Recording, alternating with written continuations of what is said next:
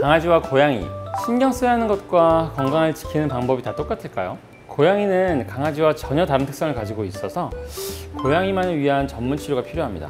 오늘은 고양이만을 위한 건강관리에서 집사들이 반드시 알고 계셔야 할 내용들을 정리해서 전달드리겠습니다.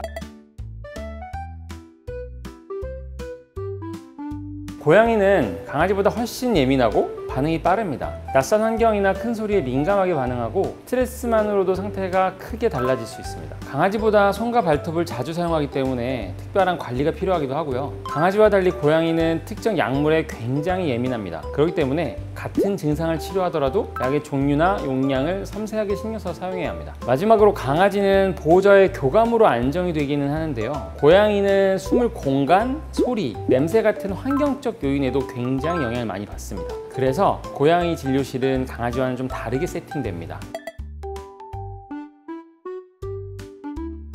고양이는 단백질 대사율이 높아서 고단백 식단이 필요하고요. 탈수나 신부전에 취약합니다. 그래서 음수량 관리가 되게 중요한데요. 강아지 기준으로 진료를 하다 보면 이런 대사적 특징을 놓치기 때문에 진료 방향을 잘못 잡을 수도 있고, 고양이는 빠르고 예민하기 때문에 치료를 위한 보정을 할 때도 그 방법이 매번 다릅니다. 마취로 진료를 볼 때도 있고 전용 장비가 필요할 때도 많습니다. 그래서 고양이 전문 의료진이 있으면 훨씬 더 안전하고 정확하게 진료를 받으실 수 있습니다. 일반적으로 흔하게 일어난 5가지 질병 정도가 있을 수 있는데요. 첫 번째는 만성신장질환이 있고요. 만성신장질환의 경우는 초기에는 물을 평소보다 많이 마시고 소변량이 증가돼서 체중이 조금 빠지는 양상을 보입니다.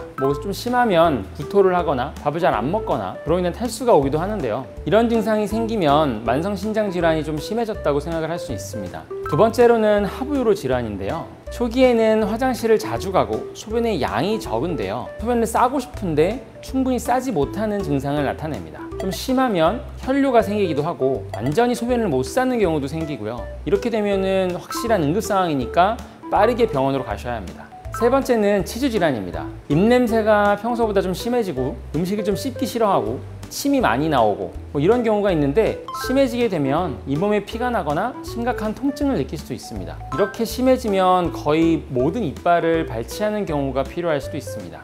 네 번째로는 심장질환입니다. 심장질환이 참 위험한 질환인데요. 왜냐하면 초기에는 거의 증상이 없습니다. 그래서 보호자가 쉽게 알아볼 수도 없고요. 다만 심각해지면 호흡곤란이나 실신, 혈전으로 인해서 심각한 증상들이 생기게 됩니다. 폐에 물이 차거나 다리를 못 쓰거나 하는 증상이 생기기도 합니다. 아이에게 이러한 증상이 보이면 바로 병원으로 내원하셔야 합니다. 다섯 번째는 비만과 당뇨인데요. 이게 이렇게 심각한 문제인가? 라고 생각하실 수도 있는 질병인데, 사람처럼 우리 아이들에게도 심각한 문제를 일으킵니다. 비만과 당뇨가 심해지는 경우에 물을 많이 마시고 소변을 많이 싸게 되고 급격한 체중 감소가 일어나게 됩니다. 비만으로 인해서 사람의 성인병처럼 다른 합병증들이 생길 수도 있습니다. 이런 5가지 자주 걸리는 질병들은 초기에 티가 잘 나지는 않는데요. 한번 시작되면 진행이 굉장히 빠르기 때문에 건강검진을 통해서 미리 예방을 하시거나 확인하시는 것이 좋고요. 이상이 생긴다면 병원에 가셔서 꼭 확인을 해보시는 것이 좋습니다.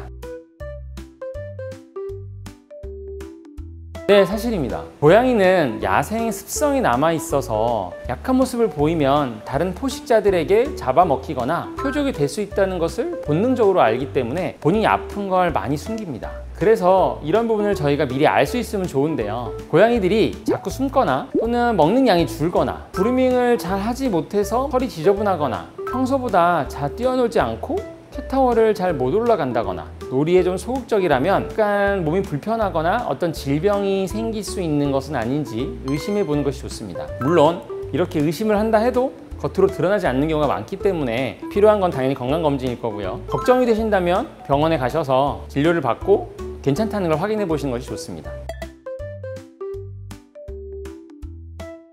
오해 많죠. 생각보다 많습니다.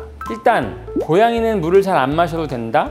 이런 오해를 하시는 분도 계신데요. 굉장히 위험한 오해입니다. 물을 잘 마시지 않는 경우 신부전이라든가 요로 질환에 노출될 위험성이 상당히 높습니다. 왜냐하면 고양이 같은 경우는 예전 사막에서 왔거든요. 그러다 보니까 물을 잘 안 마시기도 하고 신장에서 물 대사가 좀 다른 아이들보다 뛰어나긴 하지만요. 그렇기 때문에 물을 잘 안 마시는 경우가 있습니다. 하지만 물을 잘 안 마시게 되면 탈수로 인한 다른 문제들이 많이 생길 수 있습니다. 그리고 고양이 하면 생각나는 음료가 있죠. 네, 우유입니다. 고양이는 우유를 참 좋아한다. 고양이 건강에는 우유가 좋다. 뭐 이런 얘기도 있습니다. 하지만 대부분의 아이들은 유당불내증이라는 것을 가지고 있어서 실제로 우유를 잘 소화를 못 시키는 경우가 있습니다. 그래서 설사라던가 소화불량을 일으키는 경우도 많습니다. 그 외에 고양이는 산책이 필요 없다. 고양이는 따로 손질해주지 않아도 된다. 그리고 뭐 외로움을 타지 않는다. 훈련이 불가능하다. 뭐 이런 여러 가지 오해들이 있는데요. 일단 이런 정보들을 무조건 받아들이고 믿지 마시고 지속적으로 관리해 주시고 점검해 주시고 체크해 보시고 확인해 보셔서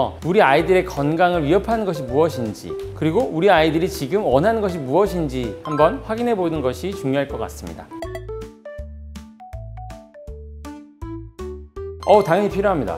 고양이 예방접종은 일반적으로 태어나서 6주에서 8주 정도부터 시작을 하고요. 3주 간격으로 접종을 하는 것이 좋습니다. 그리고 매년 추가로 접종하는 것이 필요합니다. 대표적인 접종으로는 종합백신, 그다음에 백혈병, 광견병 등이 있고요. 특히 나이가 많은 아이들의 경우에는 신부전이나 당뇨, 심장질환 위험성이 높기 때문에 정기적으로 확인해 보시고 미리 예방하는 것이 필요합니다. 추천드리는 것은 보통 고양이 친화병원, 그리고 대기실이 강아지와 떨어져 있는 것이 좋고요. 그리고 고양이만의 진료실, 고양이 전용 입원실, 무엇보다 의료진이 고양이의 질환의 경험이 많은지 이런 것들이 중요하겠죠. 미리 한번 병원에 알아보시고 방문해 보시면 좋을 것 같습니다. 자, 오늘은 고양이의 특성과 자주 앓는 질병들을 정리해서 말씀드렸는데요. 거듭 말씀드린 것처럼 고양이는 강아지와 많이 다른 존재입니다. 아이들의 건강을 오래 지키기 위해서는 언제나 이것을 기억하시고 아이들에게 맞는 생활 습관과 건강관리 루틴이 필요합니다. 오늘 영상이 도움되셨다면 좋아요와 구독, 알림 설정까지 부탁드립니다. 감사합니다.